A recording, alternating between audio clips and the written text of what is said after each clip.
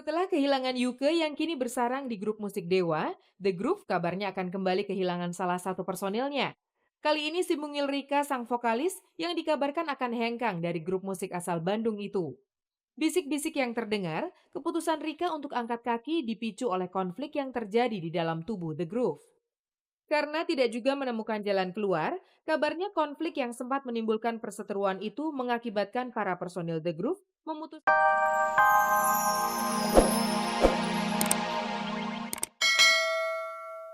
Perseteruan antara Sarah, Tia, dan Rahel Azhari dengan PR sebuah kafe bernama Lala tampaknya semakin serius. Setelah dilaporkan ke Polsek Setiabudi beberapa waktu lalu, Kamis kemarin 3 anggota keluarga Azhari itu kembali melaporkan Lala ke kantor polisi yang sama dengan tuduhan pencemaran nama baik dan menyebar fitnah.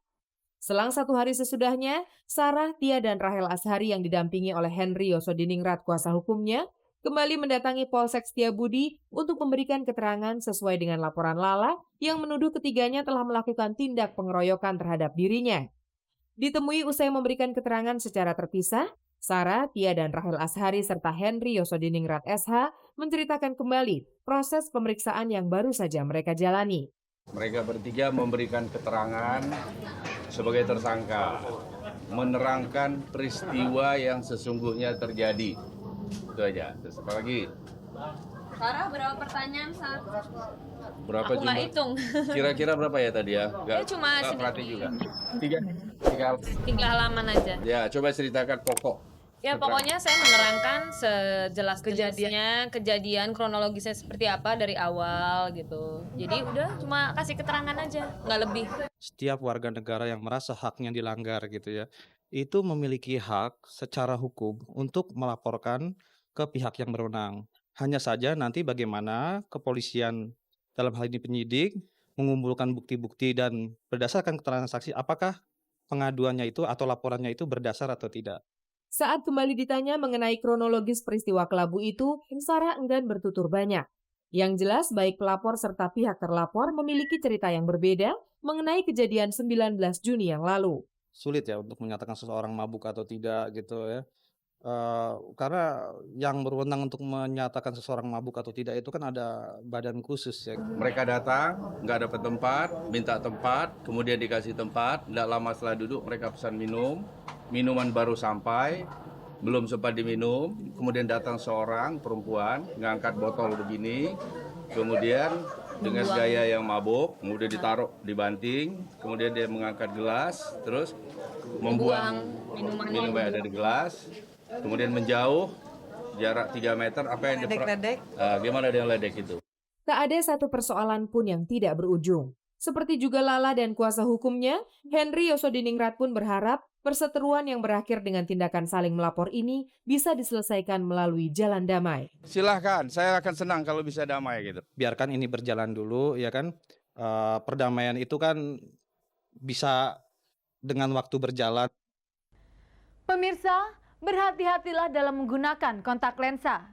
Seperti yang dialami oleh Putri Patricia yang terpaksa harus berobat ke Singapura hingga ke negara Amerika karena matanya mengalami iritasi. Gonta-ganti warna rambut Putri Patricia oke-oke saja. Itu kan bagian dari usaha untuk tampil gaya dan berbeda. Tapi kalau gonta-ganti warna mata dengan menggunakan lensa kontak, ia akan menolaknya mentah-mentah.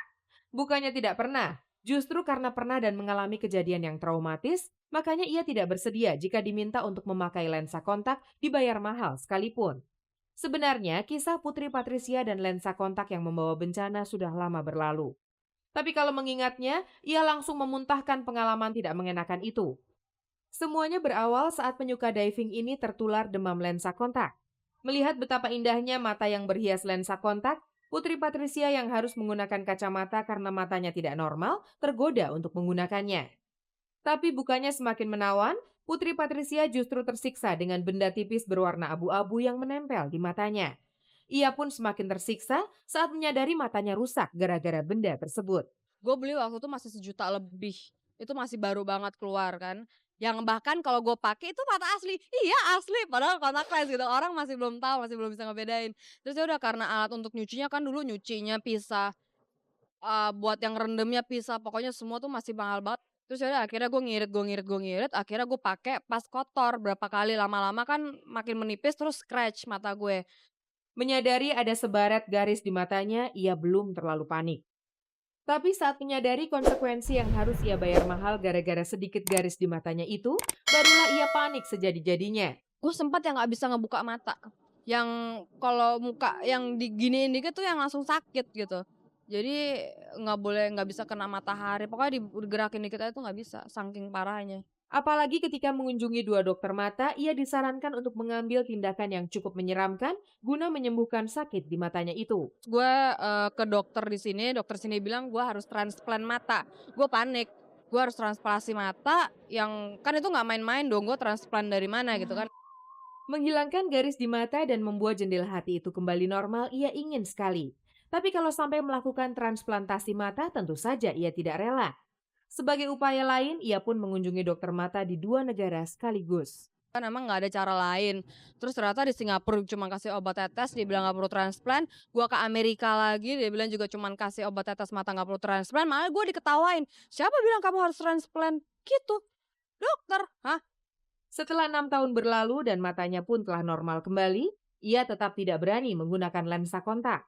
Padahal ia sudah begitu tergoda dengan warna-warni terbaru dari lensa kontak saat ini.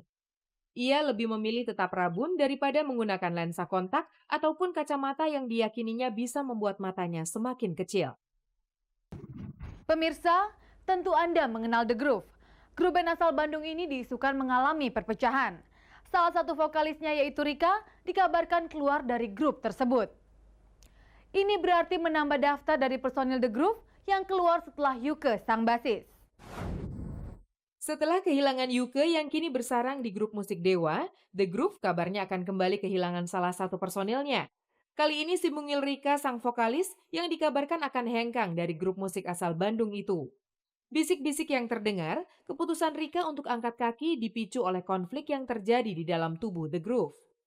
Karena tidak juga menemukan jalan keluar, kabarnya konflik yang sempat menimbulkan perseteruan itu mengakibatkan para personil The Groove memutuskan untuk mengistirahatkan grup musik ini dari kegiatan untuk sementara waktu. Rika yang kabarnya disebut sebagai pemicu konflik, akhirnya memutuskan untuk mengundurkan diri dari grup musik yang sempat menelurkan lagu-lagu hits itu.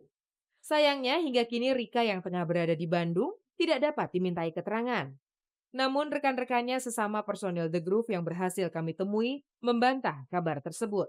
Kita masih baik-baik aja, kalaupun ada masalah biasanya sih kita sekarang kalaupun ngumpul dulu juga kalau misalnya ada masalah kita ngumpul bareng-bareng lebih bukan ke istilahnya mempersoalkan masalah itu, tapi gimana, jalan keluar solusi yang terbaiknya itu apa gitu.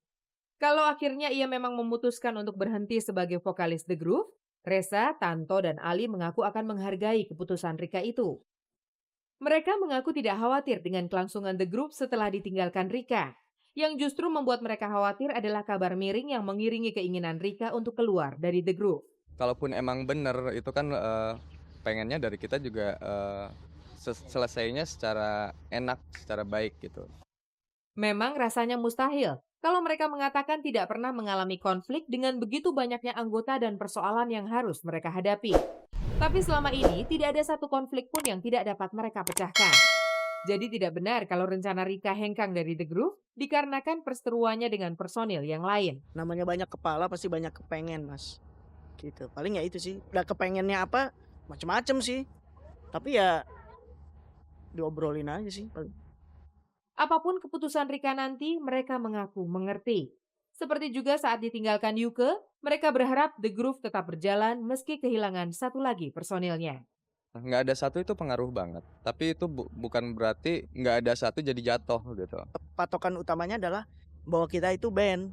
Ya. Yang dihitung adalah band. Jadi mungkin misalnya kayak waktu itu 8 jadi 7. Ya, bisa jalan, kita bisa jalan nggak nih? Kita ngobrol barengan. Kita bisa jalan, oke, 7. Akhirnya jadi 8 ya gimana kesepakatan kita aja. Jika rencana Rika untuk hengkang dari The Groove terlaksana, berarti ia akan senasib dengan Yuke yang lebih dulu memutuskan keluar dari The Groove. Meski terhitung sebagai mantan, rupanya Yuke tetap perhatian dengan perkembangan grup musik yang berhasil mengentaskan namanya itu. Ia pun mengaku telah mendengar mengenai keinginan Rika untuk angkat kaki dari The Groove. 2 hari yang lalu saya ngobrol sama mantan manajernya